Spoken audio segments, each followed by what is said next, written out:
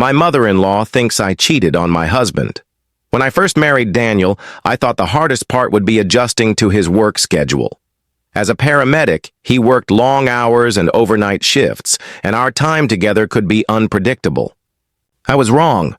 The hardest part wasn't the schedule. It was his mother, Elaine. Elaine never liked me. She was polite enough at the wedding and smiled for photos, but there was something in her eyes. Watchful, reserved. I chalked it up to nerves. After all, I was the woman marrying her only son. Over time, I hoped she would warm up to me, but 3 years later, her suspicion had only grown colder. And now, somehow, she was convinced I had cheated on Daniel. It started with whispers. A neighbor claimed they saw a man visit our home while Daniel was on a 48-hour shift.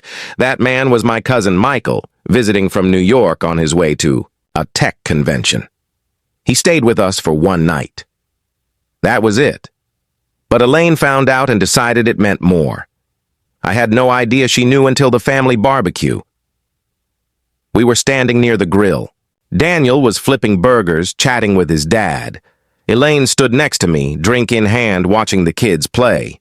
Then she leaned closer and said, "Funny how your cousin visited while Daniel was gone. Very convenient, don't you think?" I turned to her, startled. "Excuse me?" "Don't play dumb," she said, her tone calm but icy. "People talk.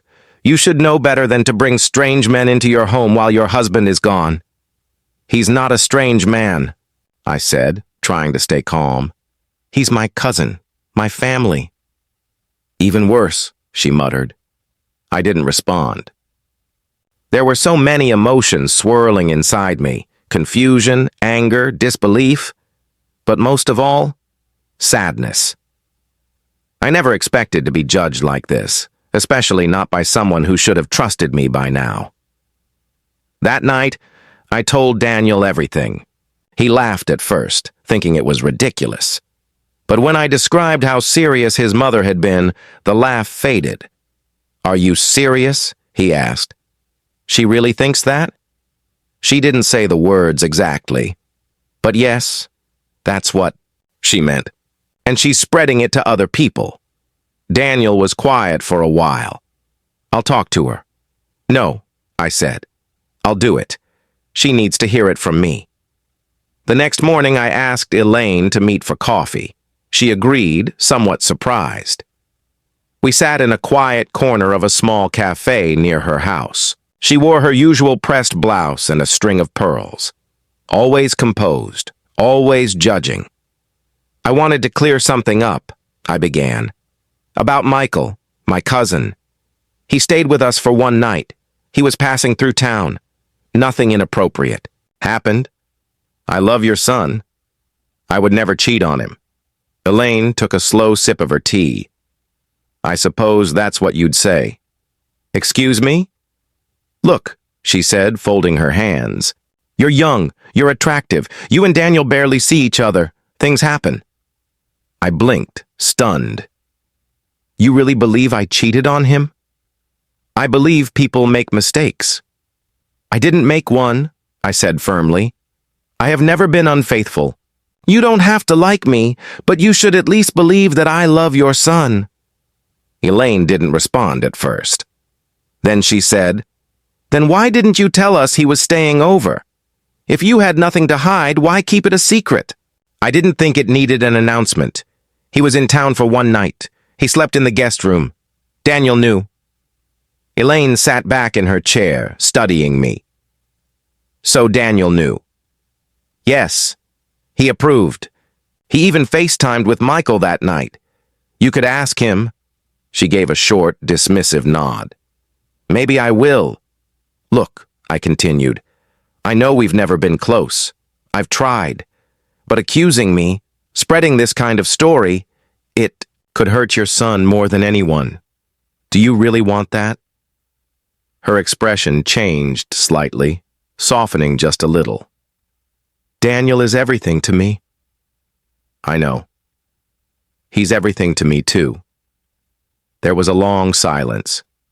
Elaine stared at her tea. Finally, she said, "Maybe I overreacted. But I still think you should be more careful.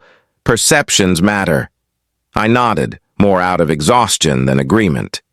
Fair enough. But please, no more gossip. If you ever have doubts, ask me. Don't assume. Elaine didn't apologize. That would have been too much to hope for. But she did say, I'll speak to the neighbors. That, in her world, was as close to an apology as I'd get. The damage, however, was already done. Over the next few weeks, I noticed people acting differently. The neighbor who used to chat with me during dog walks now barely waved. One of Daniel's cousins sent me a vague, passive-aggressive message about honoring vows. It hurt. It felt like I had to defend myself from something that never even happened. Daniel stood by me every time. That meant everything. He even told his mother directly that if she ever accused me again, she wouldn't be welcome in our home. That caused another round of tension, but I appreciated the support. Still, I couldn't shake the feeling that something was broken. I hadn't done anything wrong, but I felt ashamed, like I needed to prove something, over and over. Then one day, I got an envelope in the mail. No return address. Inside was a printed photo of me and Michael, taken from outside the house through the front window. We were sitting on the couch, laughing. My heart sank. It wasn't just gossip. Someone had gone out of their way to spy on me. Daniel was furious. He took the photo and stormed over to Elaine's house. I followed. She opened the door, surprised to see us both. "Did you send this?" he asked, holding the photo out. Elaine's eyes widened. "What? No! Where did you get that?" "Someone's watching our house. This is the result of your rumors." "I swear I didn't do this," she said, and for once she looked genuinely afraid. "We went to the police and reported it. The officer said it might be hard to trace, but they'd keep a record." He suggested installing cameras around the property. That night, Daniel and I sat in silence for a long time. Then he said, "This has gone too far." "I know," I whispered. "But maybe now your mom understands the damage she caused." Weeks passed. No more photos came. The neighbor who first started the gossip moved out suddenly. We never found out who took the picture, but the rumors stopped. Maybe they got scared. Maybe they realized they crossed a line. Elaine became quieter, more reserved around me, but less hostile. One day, during a family dinner, she even asked me to help her. With a recipe, small steps. The bond between Daniel and me stayed strong.